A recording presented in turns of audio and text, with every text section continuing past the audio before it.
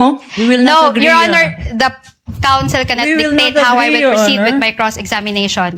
May mga abogado na nakilala dahil sa kanilang matitinding argumento. May iba naman na hinahangaan dahil sa kanilang karanasan sa korte. Pero paano kung ang isang abogado ay hindi lamang eksperto sa batas, kundi may background din sa accounting at taxation? Sa gitna ng isa sa mga pinakabantayang impeachment trial sa bansa, isang pangalan ang unti-unting napapansin ng publiko. Isang abogado na may kakaibang kombinasyon ng kaalaman sa accounting, taxation, corporate law at litigation. At sa video na ito, Kartikulo, ay kilalanin natin ang abogado na ngayon ay bahagi ng defense team ni Vice President Sara Duterte. Si Christine R. Ferrer ay isang Certified Public Accountant o CPA at abogado. Ayon sa kanyang professional profile, nagtapos siya ng Bachelor of Science in Accountancy sa Ateneo de Davao University bago nagpatuloy sa pag-aaral ng batas at nakakuha ng kanyang Bachelor of Law sa parehong universidad. Dito makikita ang isang mahalagang bahagi ng kanyang career. Hindi lamang batas ang kanyang larangan. May malalim din siyang background sa accounting at taxation.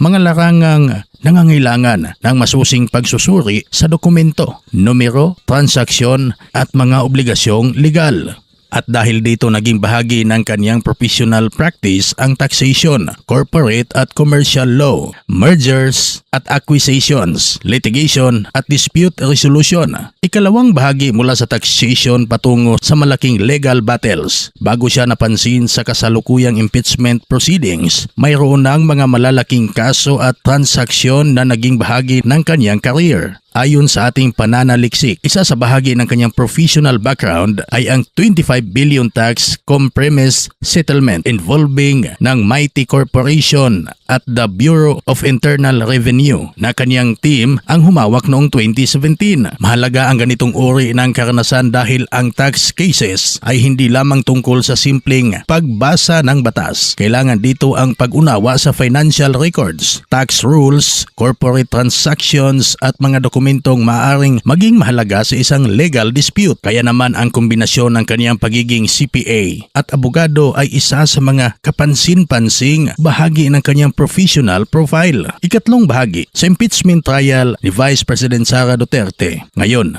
nasa ibang klaseng legal battle naman si Attorney Ferrer. Kasama siya sa defense team na kumakatawan kay Vice President Sara Duterte sa impeachment trial. Ibig sabihin nito, kabilang siya sa mga abogado ng defense panel. At nitong mga nakaraang pagdinig, mas nakikita na mismo ng publiko ang kaniyang paraan ng paghawak sa mga argumento at pagtatanong sa mga testigo sa kasalukuyang hearing. Naging bahagi siya ng questioning sa prosecution witness na si Zailin Del Campo, kung saan naging sentro ang usapin tungkol sa mga dokumento at kakayahan ng testigo na tukuyin ang mga ito. May mga pagkakataon ding nagiging mainit ang palitan sa loob ng impeachment proceedings. Patunay na hindi ordinaryong legal proceeding ang kinakaharap ng defense at prosecution. Kung tutusin, dito nagiging interesting ang career ni Attorney Ferrer. Ang kanyang approach ay maaring tingnan mula sa kombinasyon ng dalawang mundo, numero at batas. Bilang CPA, sanay siya sa pagsusuri ng financial information. Bilang abogado naman, ginagamit niya ang legal framework para suriin ang mga argumento, dokumento at testimonya. At sa isang impeachment trial kung saan napakaraming dokumento, financial